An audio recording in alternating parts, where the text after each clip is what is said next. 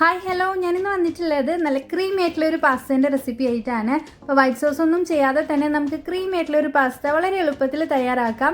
അപ്പോൾ അതിനായിട്ട് ഞാനൊരു പാത്രത്തിലേക്ക് ഓയിൽ ഒഴിച്ചു കൊടുക്കുന്നുണ്ട്. ഓയിൽ നന്നായിട്ടൊന്ന് ചൂടായി വരുന്ന സമയത്ത് ഇതിലേക്ക് ബോൺലെസ് ചിക്കൻ ചേർത്ത് കൊടുക്കുന്നുണ്ട്. വളരെ കുഞ്ഞായിട്ട് കട്ട് ചെയ്തെടുത്തിട്ടുള്ളതാണ്. ഇനിയിപ്പോൾ ചിക്കൻ ഇല്ലാന്നുണ്ടെങ്കിൽ കോഴിമുട്ട ഒന്ന് ചിക്കി എടുത്താൽ മതി. മീഡിയം ടു ലോ ഫ്ലെയിമിൽ വെച്ചിട്ട് വേണം നമ്മുടെ ഒരു ചിക്കൻ ഫ്രൈ ചെയ്തെടുക്കാനായിട്ട്. അപ്പോൾ അത്യാവശ്യം ഒന്ന് കുക്കായിട്ട് വരുന്ന സമയത്ത് ഇതിലേക്ക് ഞാൻ സവാള ചേർത്ത് കൊടുക്കുകയാണ്.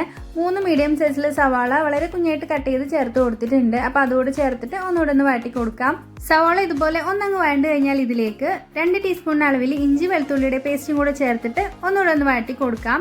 ശേഷം ഇതിലേക്ക് 1/2 ടീസ്പൂൺ നല്ല എരിവുള്ള മുളക് പൊടി, 1/2 ടീസ്പൂൺ മഞ്ഞൾപ്പൊടി, 2 table spoon chicken masala, 1 table spoon Kashmiri മുളക് പൊടി ചേർക്കുന്നുണ്ട്. പിന്നെ ആവശ്യത്തിനുള്ള ഉപ്പ് ചേർത്ത് കൊടുക്കാം. പിന്നെ 1 ടീസ്പൂൺ അളവിൽ കുരുമുളക് പൊടിയും കൂടെ ചേർത്തിട്ട് നല്ലതുപോലെ അങ്ങ് വഴറ്റിയെടുക്കുകയാണ്. ഈ മസാലയുടെ പച്ചമുളക് നന്നായിട്ട് മാറി കിട്ടണം.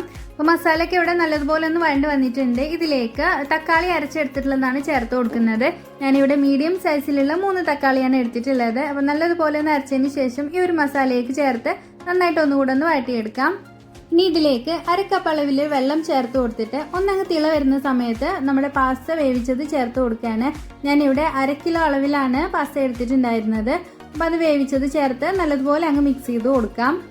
അപ്പോൾ അത് കണ്ടില്ലേ, ഞാൻ നന്നായിട്ട് അങ്ങ് മിക്സ് ചെയ്ത് എടുത്തിട്ടുണ്ട്. ഈ ഒരു പരുവത്തിൽ നമുക്ക് വേണമെങ്കിൽ കഴിക്കാം. ഇനി ഞാനിതൊന്ന് ക്രീമി ആക്കി എടുക്കാൻ വേണ്ടിയിട്ട് 1/4 കപ്പ് അളവിൽ കോൺഫ്ലോറിലേക്ക് 1/2 കപ്പ് വെള്ളം കൂടെ ചേർത്തിട്ട് നന്നായിട്ട് മിക്സ് ചെയ്ത് ഇതിലേക്ക് ഒഴിച്ചു കൊടുക്കുകയാണ്. ഇനി നന്നായിട്ടൊന്ന് മിക്സ് ചെയ്ത് കൊടുക്കാം. ഫ്ലെയിം ഒന്ന് കൂട്ടി കൊടുത്തിട്ടുണ്ട്. ജസ്റ്റ് ഒന്ന് തിള വരുന്ന സമയത്ത് തീ ഓഫ് ചെയ്യാം. ഇനി ലാസ്റ്റ് ആയിട്ട് ഇതിലേക്ക് കുറച്ച് മല്ലിയിലയും കൂടെ ചേർത്തിട്ട് നന്നായിട്ട് മിക്സ് ചെയ്ത് എടുക്കുകയാണ്. അപ്പോൾ ഇത്രയേ ഉള്ളൂ, നമ്മുടെ ക്രീമി പാസ്തയുടെ റെഡി ആയിട്ടുണ്ട്. ഇതിപ്പോൾ ചൂടാറി കഴിയുമ്പോഴത്തേക്കും കുറച്ചുകൂടെ ഒന്ന് തിക്കായിട്ട് വരും. അപ്പോൾ എല്ലാവരും ട്രൈ ചെയ്ത് നോക്കുക. നല്ല കിടിലൻ ടേസ്റ്റ് ആണ്. പിന്നെ നിങ്ങൾക്ക് എൻ്റെ വീഡിയോയും റെസിപ്പിയും ഇഷ്ടമായിട്ടുണ്ടെങ്കിൽ ചാനൽ സബ്സ്ക്രൈബ് ചെയ്യാനും ലൈക്ക് ചെയ്യാനൊന്നും മറന്നു പോകരുത്. അപ്പോൾ നമുക്ക് അടുത്ത വീഡിയോയിൽ മറ്റൊരു അടിപൊളി റെസിപ്പിയുമായി കാണാം. അതുവരേക്കും ബൈ.